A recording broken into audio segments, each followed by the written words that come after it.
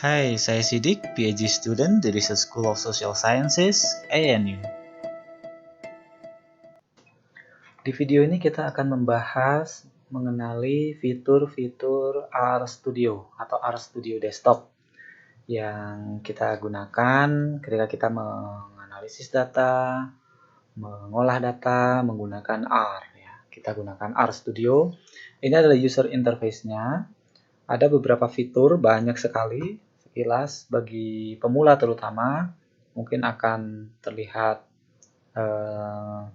sangat banyak gitu ya, merasa asing dan mungkin juga sudah minder duluan karena banyak sekali fitur-fiturnya. Tapi perlu diingat ketika kita menggunakan R Studio, kita tidak menggunakan semua fiturnya. Ada beberapa fitur yang sering kita gunakan ya, sebagian besar malah jarang sekali kita gunakan. Tentunya fitur-fitur ini tergantung kebutuhan kita. Nah, untuk analisis data ada beberapa yang sering dan ada banyak lainnya yang bahkan kita tidak pernah gunakan. Tapi fitur dasarnya kita harus kenali. Tampilan layoutnya itu ketika kita membuka R Studio itu seperti ini. Ya, jadi kita kenali dulu, ini ada 4 kuadran ya. Sebut saja kuadran atau bagian di sini, layar.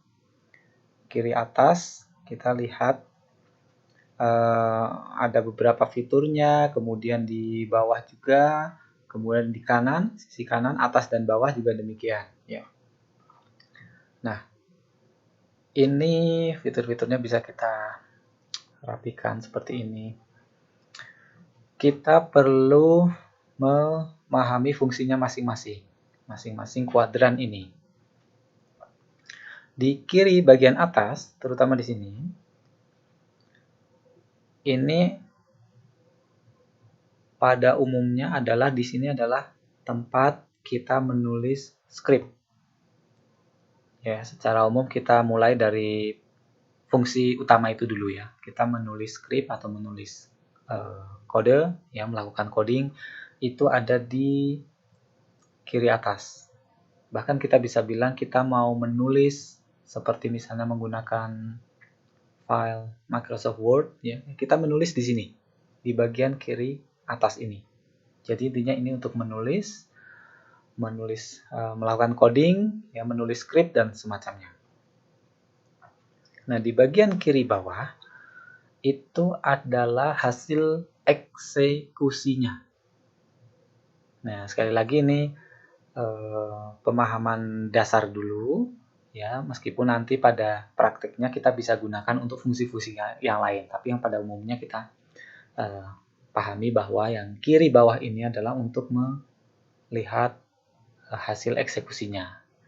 Nah, kemudian di bagian sisi kanan atas ada beberapa tab di sini, Environment, History, Connection, Tutorial. Secara garis besar kita bisa pahami di sini adalah tempat di mana kita bisa melihat dataset yang kita gunakan. Ketika kita menggunakan R untuk analisis data misalnya, kita bisa melihat dataset yang kita load, ya, atau yang kita create, ya, data itu semuanya ada di sini. List data, tabel dan semacamnya ada di sini ya. Nah, kemudian di bagian bawah ini ada banyak fungsinya sesuai dengan tab yang kita lihat, ada daftar filenya, ada plotnya, atau grafik atau gambar, tampilan visualisasi, packages, tools-nya, beberapa tools yang kita gunakan ketika menggunakan R, tulisnya ada di sini. Kemudian untuk help, ya, presentation, viewer dan semacamnya. Nah, di sini lebih banyak fungsinya sebagai informasi berkaitan dengan file, hasil visualisasi dan semacamnya. Ya. Jadi kita melihat ada secara umum ada 4 kuadran besar. Jadi kita bekerja dengan 4 layout layar ini. Kita melakukan menulis skrip, melakukan coding di kiri atas, kemudian melihat hasil eksekusinya, datanya, kemudian di kiri itu ada fitur-fitur lainnya, help dan files dan semacamnya. Itu secara garis besar ya. Jadi ada 4. Nah, kita bisa mengubah ini menjadi satu tampilan ya, misalnya, atau 2 tampilan ya. Misalnya kita bisa klik saja di sini untuk membuatnya menjadi full di kuadran menulis skrip. Jadi di sini bisa menulis apapun di sini. Ya, atau bisa kita kembalikan. Kemudian yang kiri bawah kita buat full. Jadi ini layout yang fleksibel. Termasuk juga kita bisa buat kita bisa drag ya, mana layar yang lebar, mana yang sempit. Atau bahkan kita bisa membuat misalnya satu tampilan yang lebar ya di scriptnya ya misalnya. Itu bisa kita lakukan. Jadi full ya di sini ya, satu layar. Tapi intinya prinsipnya itu, jadi ini hanya layout saja, tampilan saja yang memudahkan kita ketika kita bekerja dengan R. Nah, di bagian menu atas itu juga perlu diamati, seperti aplikasi mungkin yang umum kita gunakan untuk ngetik, untuk menulis, ya ada menu-menu di sini, file, edit, code, ya, dan seterusnya, sampai help. Jadi ini sama saja. File ya opsinya, misalnya kita membuka file, memilih file, atau membuat project baru, atau save ya, atau save as, dan seterusnya. Jadi sama seperti aplikasi-aplikasi yang lain. Dan juga di sini juga ada banyak overlapping ya. Misalnya fitur help di sini, kemudian di kuadran yang bawah, kanan bawah ini juga ada help di sini yang bisa muncul.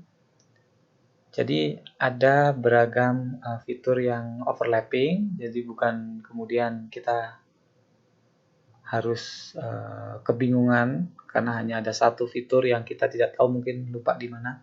Sama seperti fitur ini, save as, ya kita juga bisa melakukan save as juga di sini ketika kita mau menyimpan skrip atau kita mau menyimpan kerjaan kita di kuadran di kiri atas. Jadi ada beberapa fitur yang overlap, jadi memang ini membuat jumlahnya sangat banyak. Tapi tentu saja sebagai pengguna kita cukup dimudahkan dengan pilihan opsi. Termasuk ketika ingin menginstal misalnya packages, kita bisa lakukan di script ini dengan menulis kode install packages, atau kita bisa memilih di sini, klik di kuadran yang kanan bawah ini, kemudian nanti akan muncul beberapa packages ya. Jadi ada beberapa opsi untuk menginstal package, sehingga itu sekali lagi memudahkan kita. Nah, ini adalah fitur-fitur tampilan RStudio. Nah, kita bisa mulai bekerja dengan di bagian yang kiri atas ini. Membuat coding, kemudian load data, misalnya mengeksekusi coding dan melihat hasilnya, atau mengeksekusi coding yang menghasilkan visualisasi, ya kita bisa melihat plotnya di sini misalnya. Jadi kita bisa mulai bekerja mengcoding, semuanya dimulai di kiri atas ini. Oke, selebihnya tentu saja sebagai pengguna software seperti software yang lain, kita akan makin lebih familiar ketika kita mengeksplor fitur-fitur yang ada di sini. Jangan takut salah, ya, apalagi kita belum melakukan apa-apa di sini, masih kosong. Kita explore apa yang membuat kita penasaran, ya. Dan itu akan membuat kita lebih nanti mengurangi rasa cemas atau takut terhadap tampilan fitur-fitur dari RStudio yang sangat banyak ini. Dan sekali lagi jangan takut untuk mengklik apapun yang ada di sini sebagai langkah awal kita membuat diri kita familiar dan mengurangi rasa cemas terhadap software baru, terutama ketika kita belum pengalaman atau pemula, ya, mau menganalisis data, mau melakukan riset dengan software ini. Silakan mengeksplorasi dan terima kasih, sampai jumpa.